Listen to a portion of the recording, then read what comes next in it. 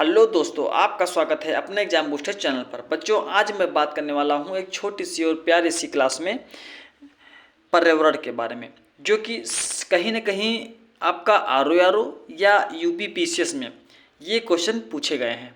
तो इसी को ध्यान में रखते हुए हम सब लोग एक छोटे से, भले ही एक छोटा सा वीडियो है, लेकिन इस वीडियो में बहुत ही यूनिक पॉइंट रखे गए हैं जो कि पूछे ही गए हैं या पूछे जाने की संभावना है। तो चलते हैं अपने सीधे पॉइंट पर।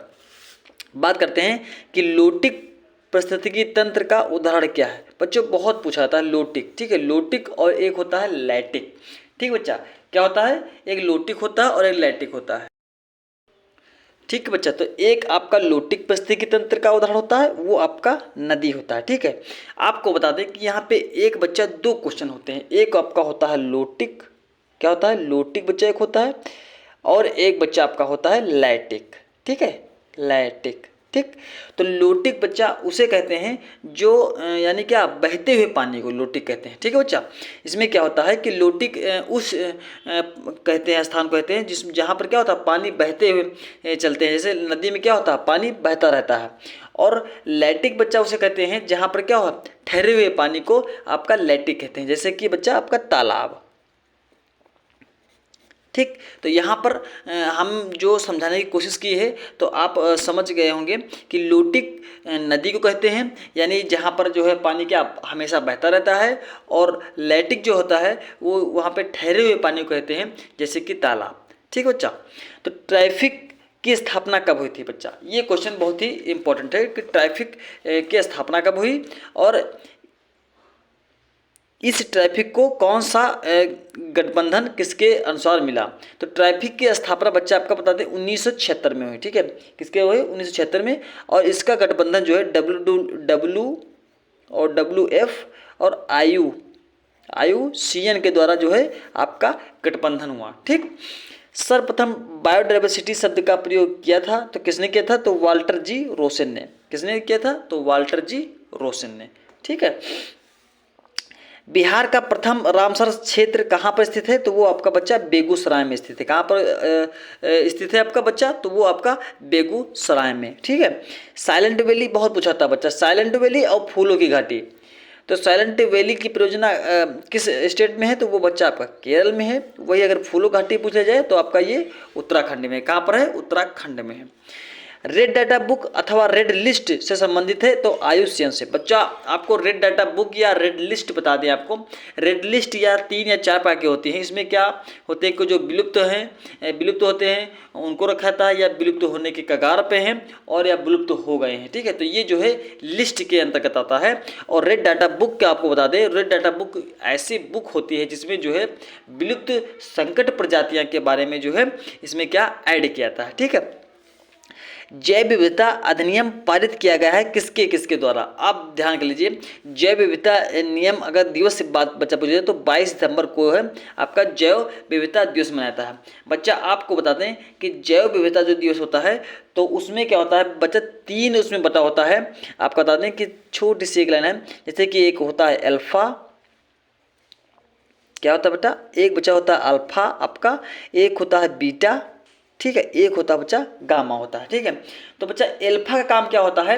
इसमें यह होता है कि जैव विविधता मापने का वह गणितीय सूचकांक जो एक स्थानीय स्तर पर जो है क्या होता है, समुदाय आवासीय क्षेत्र प्रजाति को दर्शाता है।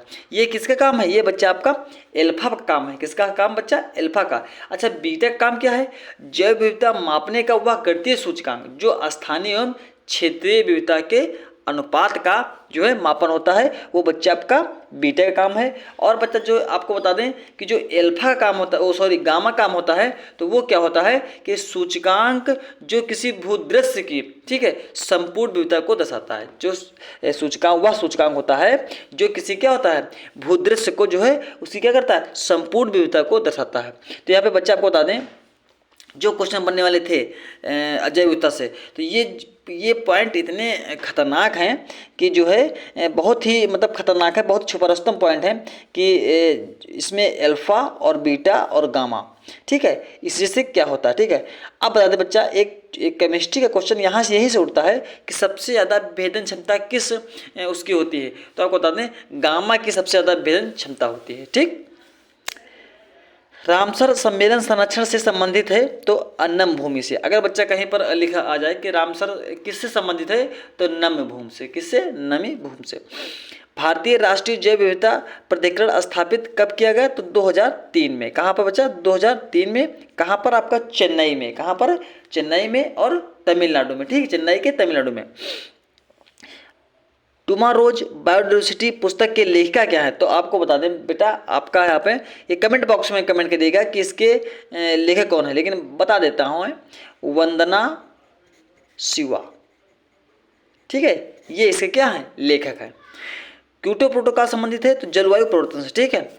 यूएनएफसी का फुल नेम बहुत पूछाता है, पिछली बार बीसीएस में पूछ लिया गया था कि यूएनएफसी का फुल नेम, तो United Nations framework convention on climate change. ये बच्चा बहुत ही पूछाता है, ये यूएनएफसी ट्रिपल एस का फुल नेम, इसीलिए हम जो है इसमें इस वीडियो में जो है ये शब्द जो है इंक्लूड किए हैं, और एक दो शब्द इंक्लूड किए हैं जो बहुत ही फेमस हैं।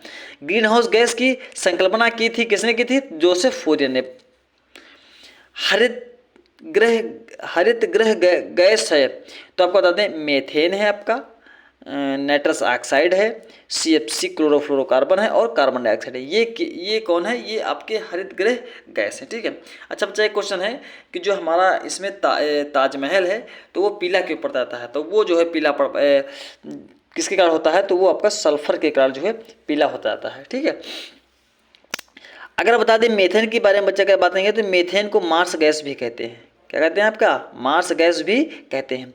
धान के खेत में दीमक की, अब यहाँ पे से क्वेश्चन उठता है कि मेथेन गैस कहाँ कहाँ पर मिलता है, किन किन जगहों पर या किन किन चीज़ों में मिलता है, तो एक तो धान के खेत में मिलता है, दीमक की बम्बी से, यानी दीमक की जो एक माटी का एक होता नहीं है, एक गड्ढा सा जैसा वो उठा होता है, तो उसमें से मिलता है, कोयले की खान में से भी मिलता है, और जुगाली करने वाले पशुओं से भी मिलता है, ठीक है। तो यहाँ पे मार्स गैस जो है यहाँ से इसके जो है मिलने के स्रोत हैं।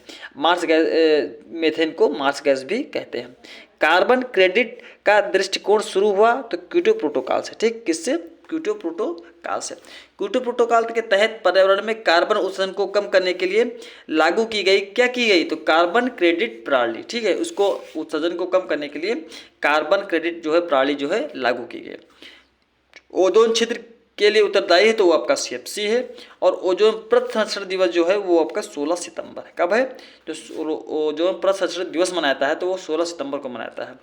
ओजोन परत की मोटाई किससे मापते हैं, तो वो बच्चा आपका डाप्सन से मापते हैं। डुगोंग क्या है? बहुत ही पूछाता है, तो डुगोंग बता दें आपको एक समुद्री स्तनधारी है। क्या है? समुद्री स्तनधारी। फ्लाइंग फॉक्स क्या है, तो ये एक आपका चमगादड़ है। वेटलैंड दिवस कब मनाता है, तो 2 फरवरी को मनाता है।